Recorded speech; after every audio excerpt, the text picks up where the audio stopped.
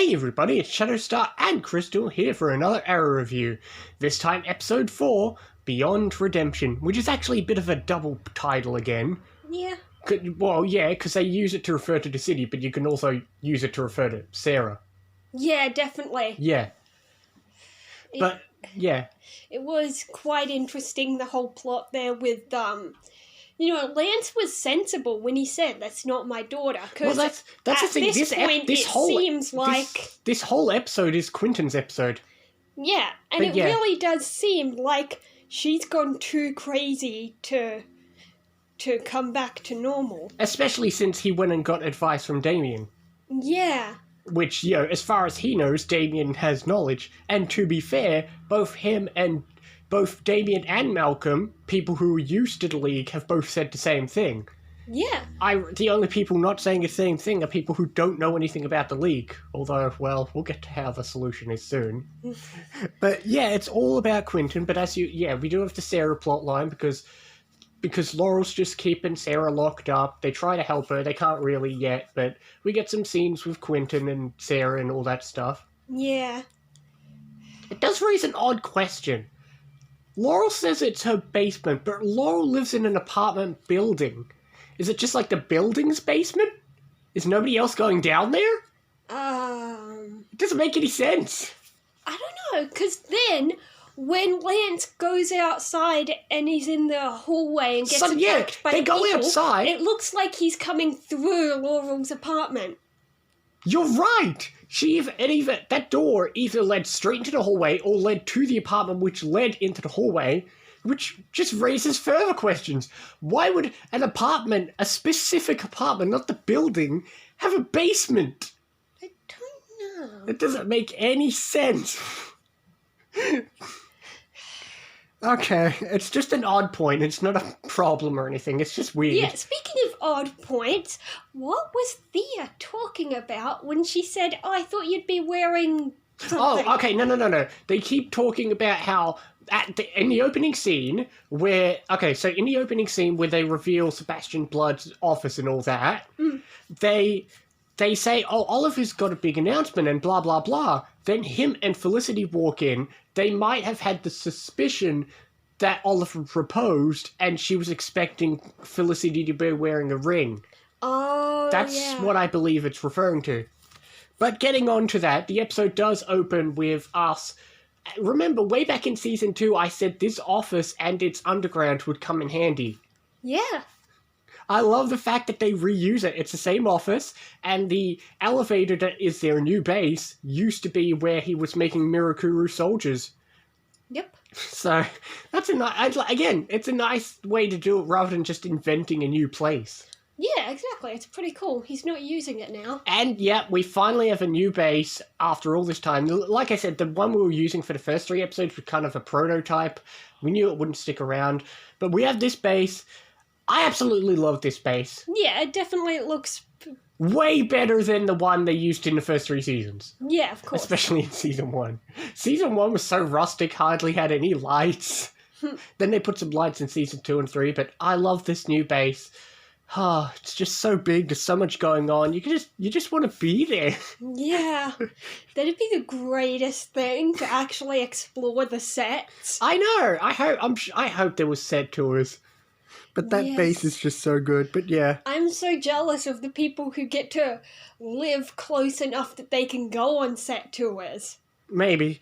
But, like I said, this episode's all about Quentin in so many different ways. We already had him in the story with, Sarah, but obviously all this police stuff ties into him. We finally have him working alongside Team Arrow, which is something I've been waiting for. He hasn't really done it before. I think he may have done it once or twice in, Season 2 when Sarah was around. Yeah. But now he's done it. He's in the base, He knows all their secrets, but this time that's it. He knows their secrets. He's not saying it. He's on their side. Finally. Like I said, I was kind of half and half on Quentin in Season 3, but like I said, when he's working with the team, like in Season 2, Quentin's the best. Yeah. But we did have a small side plot continuing from last time with more Curtis and Felicity stuff. Yeah, her phone was being weird last time. I don't think we brought it up. Yeah, I was meant to bring it up, but yeah, her phone's been doing weird stuff. They finally figured out that it's connected to what happened with Ray, because, that whole explosion with Ray was we haven't really touched upon it yet. Basically, everyone assumes he died. Yeah, but apparently there's a message, and apparently Felicity's like, I don't want to do it. All right, here's a password. It's password. The password was password. Which ties into back when she locked him out of his work and made him, sleep and take a shower and whatever, and then she gave him the password, and it was password. So, of course, he put that she would know the password. Yeah, so, that's a nice little moment. Obviously, we're building to stuff, obviously. Again, but I find it silly that she is so confident when she says to Curtis, yeah, I know the password. I'm surprised that Curtis didn't try it, but I suppose it's always, one never thinks of the obvious. No one would think of that. That's how brilliant it is. I went to a friend's house once, and she had Wi-Fi, and she told me the password was password. Brilliant. And I'm like, what? I'm going to try that with every place I go, and wonder how often it happens. Just try every Wi-Fi network nearby, all the locked ones, see if any of them respond to password. No. But anyway, like I said, this episode, Quentin's got so many good moments. We get moments with, okay, so now Oliver learned that he's been working with Dark, and they want to use him on the inside, but we get a great, confrontation scene between Oliver and Quentin, and, Oliver mentions Quentin's the reason he wants to be mayor, and, Yeah, he's really judgmental, but I don't know, I like the bit where Oliver really says, that bit where Oliver basically said that something along the lines of, I was always hoping you'd, be proud or something like that. Remember? Yeah. But one thing it reminds me of, because whenever we compare how characters react to something, we always say, oh, they reacted better on Arrow. When Iris found out, we were like, why can't you be more like Thea? Yeah. But I'm saying, why can't he be more like Joe and Barry? And I'm thinking of, remember when Joe did not tell Barry the Reverse Flash was back in town because he threatened Iris? I guess. Barry did not get too mad about that because he understood the threat. Okay, but here, I know it's not exactly the same, but Lance said by the time he figured out that Damien was really doing bad stuff, basically, he had threatened Laurel. Yeah, but the big difference is Laurel can defend herself, and they don't know how dangerous Damien is. Whereas Barry, this was much earlier on, and Barry just knew Reverse Flash is extremely dangerous, and Iris can't protect herself. True. I'm not saying it's a perfect comparison, but I felt like it reminded me of it. Yeah, the confrontation was still a good scene, and of course it comes around when, they have the scene where they finally take down the bad police, and, Quentin gives a speech and helps Oliver and all that stuff, and Quentin gets to have a good speech, because, like I said, Quentin's such a good character. We just haven't had much good stuff in a long time with him. It was good, but at the same time, I was thinking, where did Laurel, Diggle, and Thea walk off to? I know. Why didn't they show up and just help them? They were probably taking care of the rest of the other guys.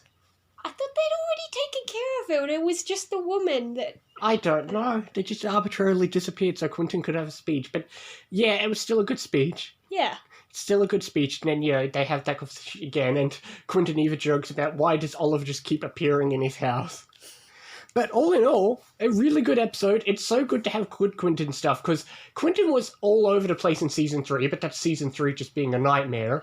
Yeah, I enjoyed it. It kept my interest. Like I said in Season 2, Quentin's one of my favourite characters, and it feels like it's been so long since I've been able to say why he's such a good character. Yeah, I think I'll even go as high as 7.5. That's high for you, fair enough. I'll give it, I'll give it an 8. It's a very good episode. Yeah. It's a very good episode, with as well as ongoing plots with the Sarah and Ray stuff, and then you've got main not plot. Sarah and Ray. No, Sarah plot, a Ray plot, and then you've got the focus point being Quentin, which was such a good focus point. honestly, the only downside of these episodes will always be the flashbacks, but who cares about them at this point?